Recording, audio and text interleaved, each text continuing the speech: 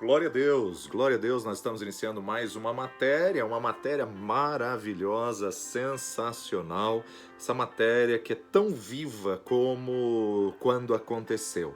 Atos dos Apóstolos. Atos dos Apóstolos, que também pode ser chamado Atos da Igreja Primitiva, pode ser chamado Atos do Espírito Santo de Deus, pode ser chamado Atos, livro histórico do Novo Testamento. O plano de Deus na Terra sempre foi a igreja. O plano de Deus é que a igreja propague e estabeleça o reino de Deus. Deus não vai levantar outra organização, Deus não tem plano B, Deus não vai formar ou revelar de outra maneira. Ele quer atuar através da igreja cheia do Espírito Santo de Deus. A promessa de Jesus é retornar para buscar um corpo lavado, comprado, remido pelo seu próprio sangue, para buscar a sua igreja, o corpo de Cristo, a noiva do Cordeiro, através do seu sacrifício salvífico na cruz do Calvário. Ele vem para arrebatar a sua noiva, ele vem para arrebatar a igreja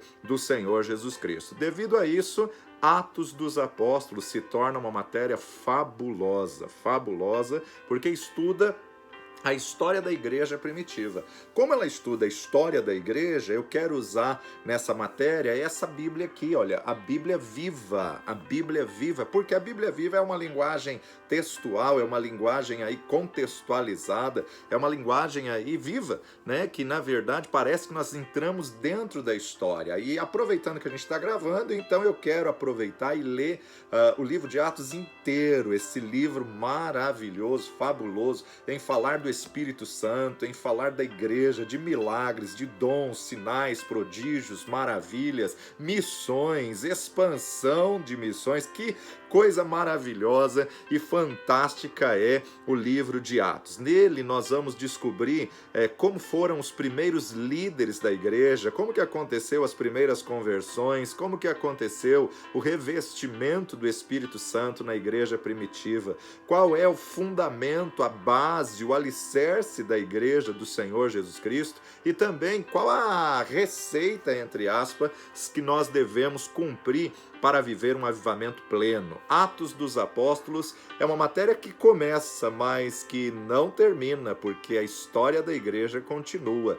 Ele começa, aliás, o próprio Lucas, né, o escritor de Atos, fez questão de escrever o livro dessa maneira, né? Um segundo tratado. O primeiro tratado de Lucas foi Evangelho segundo Lucas e o segundo tratado de Lucas foi o livro de Atos, contando a história da igreja. Aí é onde nós vemos as atitudes da igreja, dos primeiros apóstolos, dos primeiros discípulos, da igreja primitiva do Senhor. Mas o livro não encerra, o livro termina assim no capítulo 28 em aberto, né? E aí que significa que nós estamos escrevendo a história e nós estamos escrevendo mais um capítulo da história da igreja. A minha oração é que você seja impactado pelo livro de Atos, por essa matéria maravilhosa e que você nos ajude a escrever mais um capítulo de Atos dos Apóstolos hoje, através da sua vida, através do seu ministério, através do cumprimento do teu chamado, pelo amor e pelo temor do Senhor, que Deus possa te fortalecer, te usar, te impactar poderosamente pela história da igreja, pelo livro de Atos, por esse livro que é tão vivo, tão latente, tão atual como nos dias de hoje. Bom, no Antigo Testamento nós temos 12 livros históricos, mas já no Novo Testamento nós temos um único livro histórico. É bem verdade que o Antigo Testamento ele compreende um período de 4.000 anos de história e o Novo Testamento 100 anos. Olha a discrepância, né? Antigo Testamento, os 39 livros, ele compreende um período histórico de 4.000 anos e já o Novo Testamento, de Mateus a Apocalipse, 100 anos apenas. Por isso que, num contexto literário, ele é bem mais curto do que o Antigo Testamento. E o Novo Testamento, com 27 livros, tem apenas um único livro, que é livro histórico, que é o livro de Atos. Um livro extremamente importante que vai contar a história da igreja primitiva e a visão que o Senhor tem para a igreja. Ou seja, como tudo começou na história da Igreja do Senhor Jesus Cristo. Os capítulos iniciais do livro de Atos, eles contêm como que uma receita que um bom médico fez para o avivamento, uma receita, né? Aliás, Lucas era doutor Lucas, o médico do Novo Testamento, e é como se ele prescrevesse uma receita para nós, como trazer, como gerar, como provocar um verdadeiro avivamento genuíno da palavra de Deus, né? Enquanto que no Evangelho de Lucas, o seu primeiro tratado, ele se ocupa, ele descreve a vida do Senhor Jesus Cristo, o ministério do Senhor Jesus Cristo, seu nascimento, seu chamado, seu ministério, como que ele convocou os 12, sua morte, crucificação, ressurreição. E já no livro de Atos, não. Ele vai nos dizer o que devemos fazer como igreja. Por isso que o livro de Atos é segundo tratado. Primeiro tratado que ele escreve a Teófilo, ele vai se ocupar somente com a pessoa do Senhor Jesus Cristo. O segundo tratado que ele também escreve a Teófilo, ele vai, na verdade, narrar a história dos primeiros passos da igreja, como ela nasceu, como ela surgiu. Então, Atos dos Apóstolos é o nome da nossa matéria que nós estaremos estudando nessa semana. Mas também fica muito bom se nós chamarmos ele de Atos do Espírito Santo, porque além de ser as atitudes dos apóstolos, é também as atitudes do Espírito Santo, ao estabelecer a dispensação da graça no derramar do Espírito Santo no dia de Pentecostes. Então, a dispensação do Espírito Santo, a dispensação da graça, é Atos do Espírito Santo, Atos dos Apóstolos, ou ainda pode até ser chamado de Atos da Igreja Primitiva. E uma introdução como um pano de fundo, só para a gente se situar na história e entender o que estava acontecendo. O livro de Atos ele compreende um período histórico de aproximadamente 30 anos, só no livro de Atos. O Novo Testamento, 100 anos, mas só o livro de Atos, 30 anos de uma história da igreja primitiva. Muitos acreditam ele ter sido escrito entre os anos 63 a 70. 63 a 70. E nesse livro nós vamos ver diversos personagens ilustres. O livro ele tem personagens ícone, que são considerados personagens ilustres aí do Novo Testamento. Numa visão geral, o livro foca aí a vida de Paulo e a vida de Pedro, né? Começando com a vida e o ministério de Pedro na igreja primitiva e depois na segunda parte para a vida de Paulo. Mas na verdade nós podemos observar que ele também vai trazer personagens impressionantes e ilustres como Filipe, como Estevão, como Barnabé, como o próprio Lucas e tantos outros, né? Agora, se nós olharmos de uma forma geral a vida de Pedro, a primeira parte do livro de Atos vai mostrar a transformação de Pedro, o revestimento de Pedro, como também vai nos mostrar seu temperamento, as suas qualidades, a sua vida, o seu ministério e até as suas falhas e as suas fraquezas. Só que nós vamos observar que no contexto histórico também é introduzido a vida de Estevão, o chamado, a consagração de Estevão ao diaconato e a sua morte, o seu apedrejamento, como também um tremendo ministério da igreja primitiva de Barnabé. Barnabé, o ministério de suporte, né? Não era aquele ministério de evidência, não era aquele ministério de palco, não era aquele ministério que aparecia, mas era um ministério que sustentava, que dava suporte, era um ministério atrás das cortinas, atrás do palco, que dava apoio, base, sustentação, até mesmo ao próprio apóstolo Paulo, que foi aí um tremendo líder, treinado por esse grande mentor que foi Barnabé, né? Barnabé, um tremendo mentor da igreja primitiva, não só para Paulo, como também para João Marcos e tantos outros que nós vamos estar falando aí nessa matéria maravilhosa. Vamos falar um pouco também acerca da escolha dos diáconos, do diácono Filipe, né? Estevão, Filipe, Prócoro, Nicanor, Prosélito de Antioquia, Parmenas e assim por diante, né? Que foram grandes modelos aí para a igreja primitiva, e Filipe não só um modelo de diácono, como também um tremendo modelo de evangelista sensível à voz do Espírito Santo de Deus. E depois, então, fechando esse primeiro ciclo da primeira parte, primeira etapa da história da igreja primitiva do livro de Atos, aí nós entramos no encontro de Saulo com Jesus no caminho de Damasco, e depois desse encontro de Saulo, nós vemos aí o seu ministério, e o livro continua no decorrer das suas viagens, né? As 3 viagens missionárias, as experiências com as igrejas, o momento em que ele escreveu as cartas às igrejas e o grande ministério apostólico dos gentios através do ministério de Paulo, né? O livro de Atos, na verdade, ele nos traz mais de 110 personagens, mais de 110 nomes. É um livro riquíssimo, é um livro tremendo para as nossas vidas. A autoria, um exame completo das antigas tradições, indica sua autoria ao grande médico Lucas, né? Lucas, o mesmo autor do Evangelho segundo Lucas, né? Nunca se esqueça. Aquele S na frente significa segundo, e não São, santo, mas sim Evangelho segundo Lucas, Evangelho segundo Mateus, Evangelho segundo o pensamento de Marcos, Evangelho segundo o pensamento de Lucas e Evangelho segundo o pensamento de João. Então, o mesmo autor do Evangelho segundo Lucas também agora vai ser autor do seu segundo decreto, a sua segunda tese, o livro de Atos. E você lembra que o livro de Lucas é o livro que também contém o maior nível de detalhes. Lucas era muito culto, Lucas era muito estudado, e Lucas tinha um estilo literário de escrever rico em detalhes, né? Então, o Evangelho segundo Lucas é o livro que contém o maior número de detalhes, maior pesquisa. Entre os sinópticos, ele é o que traz a maior riqueza dos detalhes no nascimento de Jesus, na vida de Jesus. Aliás, se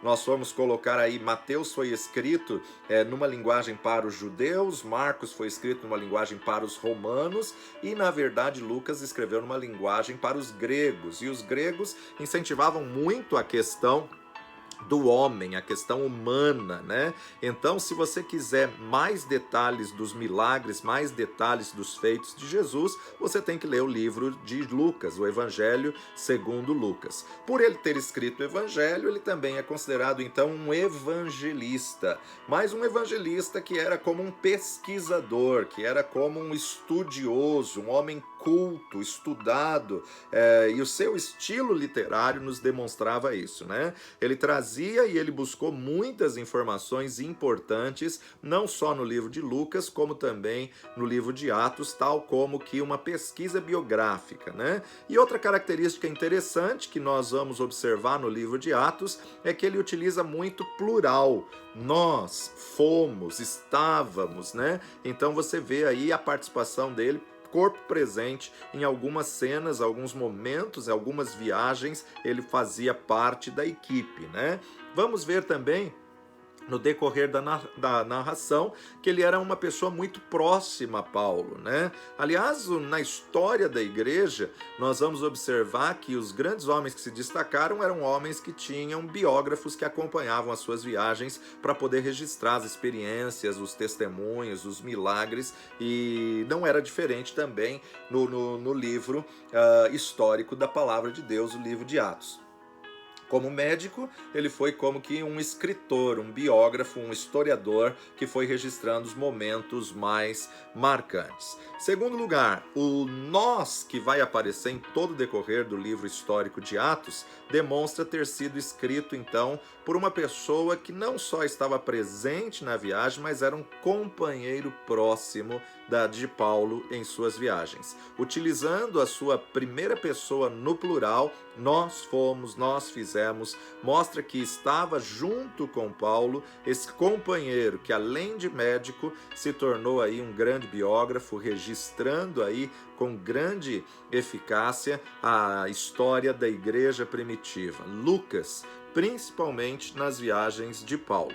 Por outro lado, o excelente grego indica que o texto foi escrito por um homem que era estudado por um homem que era letrado, né? Graças a Deus, não era aqueles médicos que tinham letras que você nem sabe que remédio ele prescreveu. Não, ele era muito pelo contrário, né? Quem estudou os originais sabe que a escrita do Evangelho de Lucas e o Evangelho de Atos era uma excelência na escrita, uma excelência aí não só na grafia, como também na riqueza de conhecimento. A escrita perfeita. Aliás, de todos os 4 evangelhos, o evangelho de Lucas é o que tem a melhor qualidade de forma escrita, melhor caligrafia, né? Então, uma escrita em grego de quem conhecia muito bem a língua grega, e o livro de Lucas, então, se torna diferenciado, assim também como o livro histórico de Atos, pela forma original da sua escrita, da sua grafia, caligrafia, né? Nós, como já temos a versão traduzida, não observamos muito isso, não temos como nos ater a esse detalhe. Mas os estudiosos dizem que tanto o Evangelho segundo Lucas quanto o livro de Atos, os dois que foram escritos aí pelo mesmo autor, pela forma da sua escrita, que demonstrava que era alguém que conhecia bem e dominava bem o grego, né?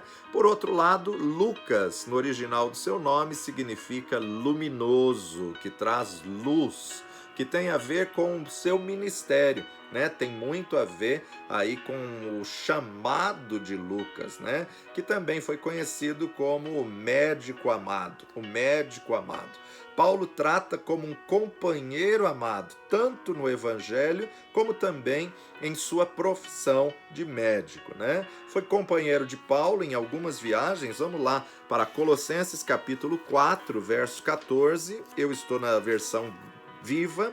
Colossenses capítulo 4, 14, nos diz assim: o estimado Dr. Lucas manda-lhes recomendações, e assim também Demas, o estimado Dr. Lucas. Agora vamos observar 2 Timóteo capítulo 4, versos 10 e 11. 2 Timóteo 4, 10 e 11 vai nos dizer assim: pois Demas me abandonou. Ele gostava de coisas boas desta vida e foi para Tessalônica.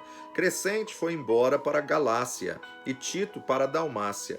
Apenas Lucas está comigo. Quando vier, traga o Marcos com você, pois necessito dele. Então a gente observa aqui Paulo escrevendo a carta a Timóteo, e ele vai então citar: Demas o abandonou, mas Lucas ainda está com ele. Traga-me Marcos. Marcos é esse João Marcos que vai embora no meio de uma das viagens, que a gente vai falar isso no decorrer da matéria. Alguns textos de Paulo, quando ele escrevia para as cartas para as igrejas, ele se referia a Lucas com muito carinho, ele se referia a Lucas como médico amado. E ele fazia então a sua saudação, incluindo Lucas, né? Incluindo, demonstrando que estava presente junto com ele, ou então saudando a quem iria receber a carta através de Lucas, como foi o caso de Colossenses 4,14. Saúda-vos, doutor Lucas, o médico amado, saúda-vos, Demas, né? E depois ele vai falar: Demas me desamparou, amando o presente século, e foi para Tessalônica. Então você vai perceber também que no começo do ministério de Paulo vai aparecer primeiramente o nome Barnabé. Era natural o estilo literário do grego colocar em ordem de prioridade, em hierarquia. Quem está liderando a viagem coloca em primeiro. Isso era um estilo literário grego que Paulo estava acostumado a escrever, e Lucas também fez da mesma forma. E quando ele vai narrar o início da primeira viagem missionária, ele narra primeiro Barnabé e Saulo, Barnabé e Saulo, e de repente ele inverte a ordem, mostrando que quem tinha assumido agora a liderança da viagem era Paulo, né? Então Paulo, como o segundo, na metade da viagem chega a uma maturidade, passa a ser o primeiro, lidera então a viagem a partir dali. E nesse momento em que ele foi colocado para poder liderar, a gente observa que ele já tinha sido treinado, né? E aí então Barnabé não tem ciúmes, inveja de que Paulo assuma a liderança, muito pelo contrário. Barnabé, como um tremendo mentor, se alegrava de ver pessoas se destacando, se despontando e podendo então trazer justamente essa questão. Então, isso nos prova que no início da viagem, Barnabé saiu com essa posição de Saulo junto, mas com o propósito de treiná-lo para assumir a viagem. E Paulo então se destacou muito bem e passa a ser então Paulo e Barnabé, Paulo e Silas, Paulo e Timóteo, e aí a gente vê que desponta a grande liderança do apóstolo Paulo e ele faz um excelente trabalho.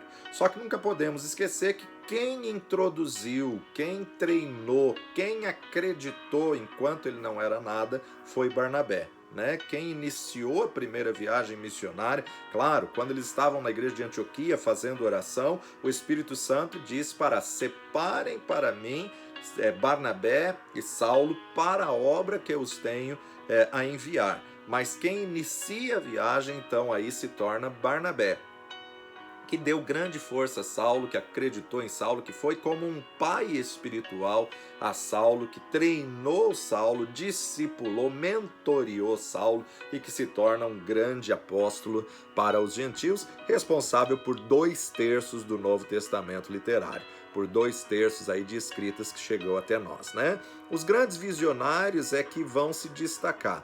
O que faz o ministério é a visão de uma causa a defender. E Barnabé, ele tinha visão de reino, Barnabé ele tinha visão, convém que ele cresça e eu diminua, como disse João Batista, né?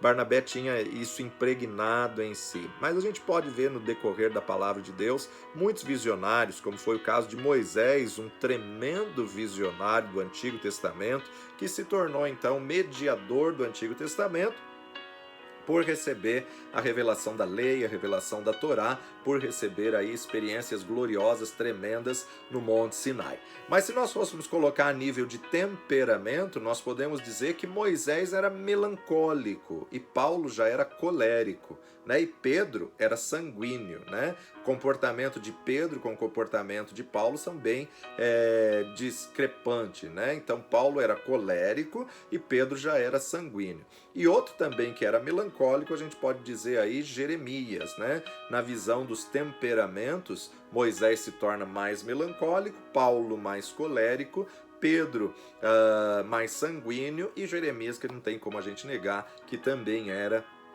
melancólico. Lucas, embora muitas pessoas confundam, Lucas não foi um dos 12, não foi um dos apóstolos. Muitos não param para refletir sobre isso. Ele é considerado evangelista por ter escrito um evangelho, mas ele não foi chamado um dos 12, né? Como Marcos também não foi chamado um dos 12 apóstolos do Cordeiro. Que dos 4 evangelhos, quem era apóstolo do Cordeiro era Mateus e João. Mateus e João, esse sim, Mateus que leva o nome de Levi também, e João, o discípulo amado. Então, como discípulo do mestre dos 4 evangelistas, nós temos aí Mateus e João. Agora, Lucas, ele não foi aí um apóstolo do Cordeiro, embora a gente sabe que ele foi um tremendo historiador, mas ele não pode ser enquadrado como apóstolo do Cordeiro. Ele foi um grande discípulo, um grande evangelista, mas não chamado de um dos 12. Um apóstolo, aparece muitas evidências que o próprio Lucas havia recebido algumas ministrações, alguns ensinamentos de Jesus, mas que o próprio Lucas havia, na verdade, diante desses ensinamentos, ele se coloca na posição que não foi chamado um dos 12 que Jesus havia separado. Outra coisa interessante é que o evangelho inicialmente veio para os judeus, e pode até ser por isso que Lucas não é considerado um dos 12 apóstolos do Cordeiro, ou não tenha sido chamado por Jesus como um dos 12 do Cordeiro, porque inicialmente Jesus veio para os que eram seus, mas os seus não receberam, para que a graça chegasse aos gentios, né? Então, na verdade, nós temos que observar aí essa posição. Deixa eu só regularizar aqui a lâmpada que está dando problema aqui. Vamos ficar assim. Ok. Então, na verdade, nós sabemos que Lucas não era judeu, né? Lucas não tem muito definido aí a sua nacionalidade, o seu nascimento. A única coisa que a gente sabe e pode afirmar com toda certeza que ele não era um dos 12 discípulos, nem um dos 12 apóstolos do Cordeiro. Mas há várias linhas teológicas que afirmam que Lucas provavelmente tinha vindo da Síria. Talvez ele fosse um morador de Antioquia. E nós vamos ver que ele vai estudar em Tarso, né? Ele vai para Tarso para estudar. Tarso era um grande centro que tinha grandes faculdades na época, inclusive a medicina que Lucas vai se formar em Tarso, aonde você vê que era bem próximo Tarso da Antioquia da Síria. Então é provável sim que ele tenha vindo da Antioquia da Síria, e tenha residido em Tarso para poder fazer aí o seu curso de medicina e ali se formar e ter conhecimento não só de Jesus, como do apóstolo Paulo, como da igreja primitiva. Então, possivelmente, ele era da Síria, é o que grande parte dos comentaristas concordam.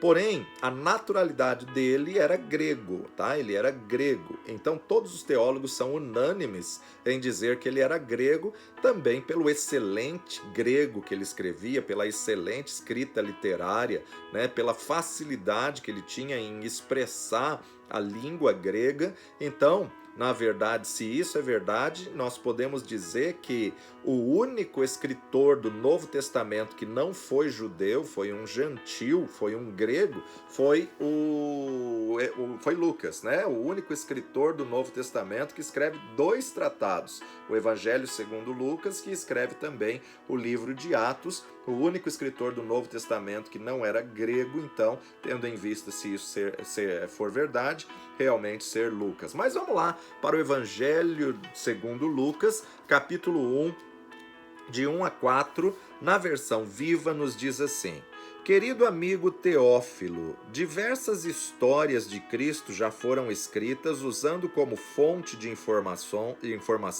as narrações existentes entre nós, feitas pelos primeiros discípulos e outras testemunhas oculares. Contudo, pareceu-me que seria bom conferir todas essas narrações e, depois de uma investigação completa, mandar-lhe este resumo, para que tenha plena certeza de todas as verdades que foram ensinadas. Essa é a versão da Bíblia Viva que você pode acompanhar na sua versão, se você tem a revista corrigida ou a revista atualizada. Eu quero ler pelo menos esse texto também na versão revista e corrigida, né? Lucas capítulo 1, de 1 a 4, nos diz assim: Tendo, pois, muitos empreendido pôr em ordem a narração dos fatos que entre nós se cumpriram, segundo nos transmitiram os mesmos que os presenciaram desde o princípio e foram ministros da palavra. Pareceu-me também a mim conveniente descrevê-los a ti, ó excelentíssimo Teófilo, por sua ordem, havendo-me já informado minuciosamente de tudo desde o princípio, para que conheças a certeza das coisas que já estás informado. Então veja, é interessante ele colocar que muitas pessoas tinham o propósito de colocar em ordem a narração dos fatos da vida de Jesus. Muitos empreenderam em pôr em ordem, mas Lucas se desponta colocando aí numa ordem cronológica aceitável, confiável e que foi, na verdade, aprovada pelos apóstolos para poder entrar no cânon. Você sabe que o cânon do Novo Testamento tinha que ter uma veracidade apostólica, tinha que ter um endosso apostólico, né? Todos os livros do Novo Testamento tinham que ser respaldados por um dos 12 apóstolos do Cordeiro. Agora, além das pesquisas de Lucas, além do tempo que ele viveu um pouco com Paulo, um pouco com Pedro, Lucas também aprendeu direto do Senhor Jesus. O texto nos diz que ele está colocando em ordem, ou seja, pelos vários estudos, as várias pesquisas, ele organizou para poder escrever. É bem provável que em muitas campinas ele recebeu do próprio Senhor Jesus Cristo. Lucas era um pesquisador, Lucas era um homem que estudava, Lucas era um homem que pesquisava, Lucas era um homem que foi trabalhando esses fatos todos, e no Evangelho segundo Lucas ele se dedica, ele busca conhecimento para escrever a Teófilo, para escrever a esse personagem enigmático que a gente já vai falar daqui a pouco. Agora, as duas, tanto o primeiro tratado, Evangelho segundo Lucas, como o segundo tratado, livro histórico de Atos, na edição revista e corrigida, o livro de Atos, capítulo 1, de 1 a 4, diz assim: fiz o primeiro tratado, ó Teófilo. Então ele mostra aqui que o primeiro tratado que estava coligado a esse era o Evangelho segundo Lucas, esse é o primeiro tratado. E agora ele vai escrever para a mesma pessoa, potentíssimo, excelentíssimo Teófilo. Fiz o primeiro tratado, ó Teófilo, acerca de tudo que Jesus começou, não só a fazer, mas a ensinar, até o dia em que foi recebido em cima, depois de ter dado mandamentos pelo Espírito Santo aos apóstolos que escolhera, aos quais também, depois de ter padecido, se apresentou vivo com muitas e infalíveis provas, sendo visto por eles por espaço de 40 dias e falando do que respeita ao reino de Deus. E estando com eles, determinou-lhes que não se ausentassem de Jerusalém, mas que esperassem a promessa do Pai, que disse: de mim ouviste. Que disse ele: de mim ouvistes. Agora vamos para a Bíblia Viva e vamos observar aí como que ele vai traduzir esse versículo de 1 a 4 de Atos dos Apóstolos, do capítulo 1.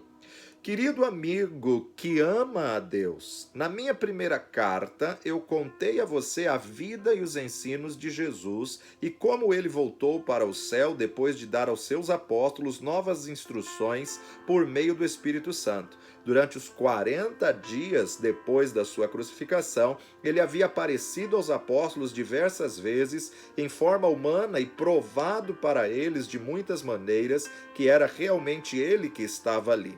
Nessas ocasiões, falou a respeito do reino de Deus. Num desses encontros, ele disse que não deixassem Jerusalém até que o Espírito Santo viesse sobre eles em cumprimento da promessa do Pai, um assunto que já tinham discutido antes. Que coisa linda a riqueza das traduções, poder mostrar essa forma, essa maneira com que ele escrevia, trazendo aí um detalhe diferencial de intimidade, de relacionamento histórico.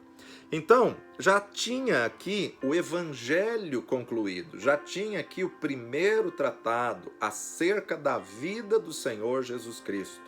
É bem verdade que foi sequência, porque no livro Evangelho segundo Lucas, ele escreve até Jesus ser assunto aos céus, e Atos é continuação, como se ele terminasse a primeira tese e já começasse escrevendo a segunda tese. Então ele já tinha escrito o Evangelho segundo Lucas, e agora então ele vai para Atos dos Apóstolos.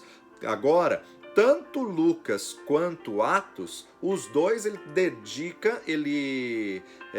indica ao potentíssimo Teófilo, né? E então nós vamos ver que tanto o primeiro tratado quanto o segundo tratado, os dois ele chama de um compêndio, um resumo acerca da vida de Jesus, um resumo acerca da história da igreja primitiva. Fiz o primeiro tratado. Qual era o primeiro tratado? Evangelho segundo Lucas. Em outras palavras, ele está dizendo: eu escrevi o volume 1 e agora estou escrevendo a você o volume 2, a continuação da história. Tomo 1, tomo 2, volume 1, volume 2, primeiro tratado, segundo tratado. Ou seja, os dois volumes de um mesmo tratado direcionados à mesma pessoa, Teófilo. Algumas linhas teológicas falam que Lucas possivelmente era um escravo e que tinha recebido a carta de alforria, e um escravo que estava liberto, mas tinha uma herança. Por quê? para se chegar a ter algum estudo naquela época, tinha que ter condições financeiras, tinha que se ter uma herança financeira muito elevada. Então, se fala também que Lucas tinha pais gregos que tinham deixado alguma herança e ele possivelmente tenha vivido desse recurso dessa herança após a sua carta de alforria. Mas Lucas foi um homem muito sábio, muito instruído, com muita habilidade na língua grega, que mostra que ele nasceu, cresceu e foi criado aí já nesse costume do grego.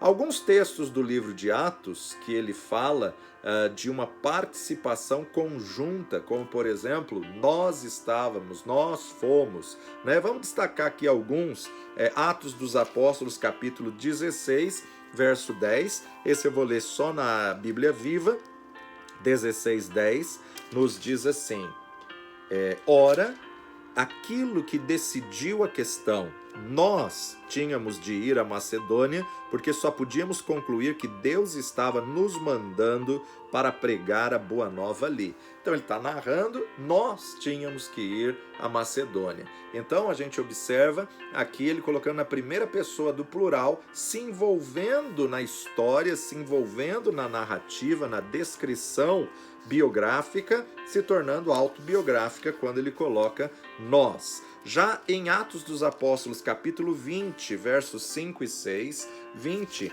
5 e 6, o texto nos diz assim, eles tinham ido na frente e estavam esperando por nós em Troade. Mais uma vez ele mostra estar junto na viagem. Logo que terminaram as comemorações da Páscoa, nós embarcamos num navio em Filipos, no norte da Grécia, e 5 dias depois chegamos a Troade, na Turquia, onde permanecemos uma semana. Então, na verdade, nós observamos aqui ele mostrando estar junto, né? Ele mostrando participar da viagem. Agora, Atos dos Apóstolos, capítulo 21, de 1 a 18, você vai ver ele se envolvendo na narrativa histórica textual. Depois de nos despedirmos, navegamos direto para Cós, no outro dia alcançamos Rhodes e então fomos para Pátara. Ali tomamos um navio que estava partindo para a província síria da Fenícia. Ao visitarmos a ilha de Chipre, passamos por ela à nossa esquerda e aportamos em Tiro, na Síria, onde o navio descarregou. Descemos em terra, procuramos os crentes do lugar e ficamos com eles uma semana. Esses discípulos avisaram a Paulo, o Espírito Santo profetizava por meio deles, que não seguisse para Jerusalém. No fim da semana, quando voltamos para o navio, a igreja inteira, com as esposas e filhos, desceu conosco à praia, onde nós oramos e fizemos as nossas despedidas. Então fomos para bordo e eles voltaram para casa. A escala seguinte, depois de deixarmos Tiro, foi Ptolomaida, onde cumprimentamos os crentes, mas só ficamos um dia. Dali prosseguimos para Cesareia, onde ficamos na casa do evangelista Filipe, um dos primeiros 7 diáconos. Ele tinha 4 filhas solteiras que possuíam o dom da profecia. Durante a nossa permanência de diversos dias, um homem chamado Ágabo, que também tinha o dom da profecia, chegou da Judéia e nos visitou. Ágabo tomou o cinto de Paulo, amarrou com ele os próprios pés e as mãos e disse, o Espírito Santo afirma, assim o dono deste cinto será amarrado pelos judeus de Jerusalém e entregue aos romanos. Ao ouvir isso, todos nós, os cristãos do lugar e os companheiros dele de viagem, suplicávamos a Paulo que não seguisse para Jerusalém. Porém ele disse, por que esse choro todo? Vocês me estão despedaçando o coração, pois eu estou pronto não somente a ser preso em Jerusalém, mas também a morrer por causa do Senhor Jesus. Quando se tornou evidente que não podíamos fazer Paulo mudar de opinião, desistimos e dissemos, seja feita a vontade do Senhor. Logo depois disto, arrumamos a nossa bagagem e partimos para Jerusalém. Alguns discípulos de Cesareia nos acompanharam e ao chegar nos hospedamos na casa de Minasson, nascido em Chipre, um dos crentes antigos, e todos os crentes de Jerusalém nos receberam com muito prazer. No segundo dia, Paulo nos levou com ele para nos encontrarmos com Tiago e os líderes da igreja de Jerusalém. Depois que nos cumprimentamos, Paulo contou as muitas coisas que Deus havia realizado entre os não-judeus por meio do trabalho dele.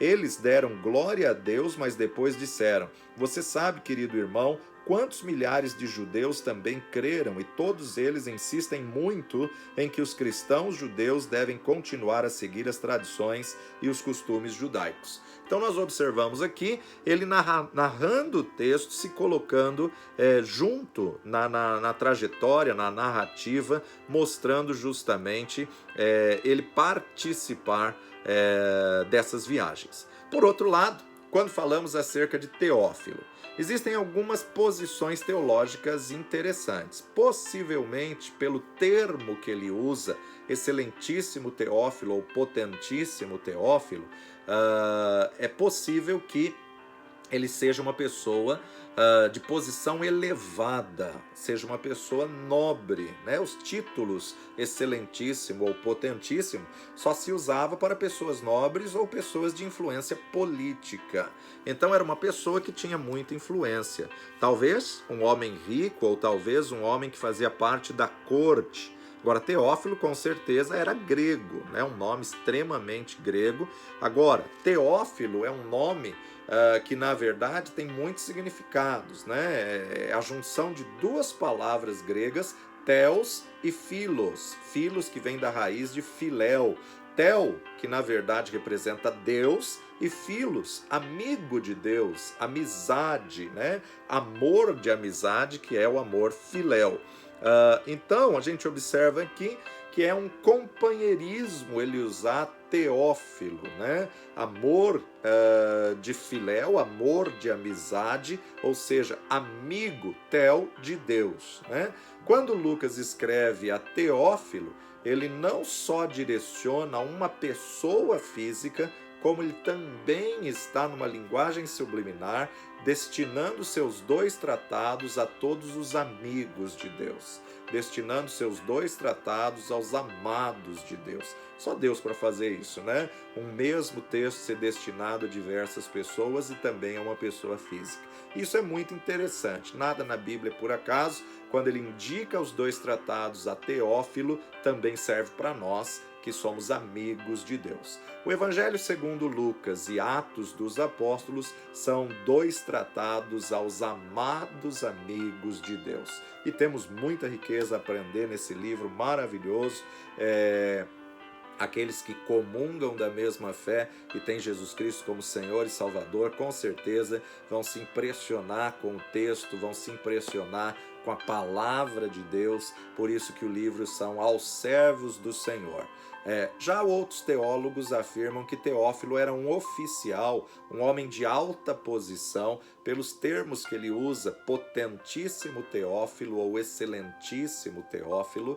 Alguns até acham que ele era uma pessoa que foi enviada e financiada por esse Teófilo, que não só deve ter pago também os cursos, se não foi pela herança dos pais, mas não só deve ter pago os cursos de medicina, como também requeria um relatório, requeria ali prestação de contas. Olha só, Atos capítulo 23, verso 26, ele vai escrever assim: de Cláudio Lísias, a sua excelência, governador Félix, saudações. Já na Bíblia revista e corrigida, vai dizer a Cláudio Lísias, a Félix, ó potentíssimo governador. Então, potentíssimo, excelentíssimo eram termos que usava para pessoas de posição elevada ou posição política de autoridade. Agora, em Atos 26, versículo 26,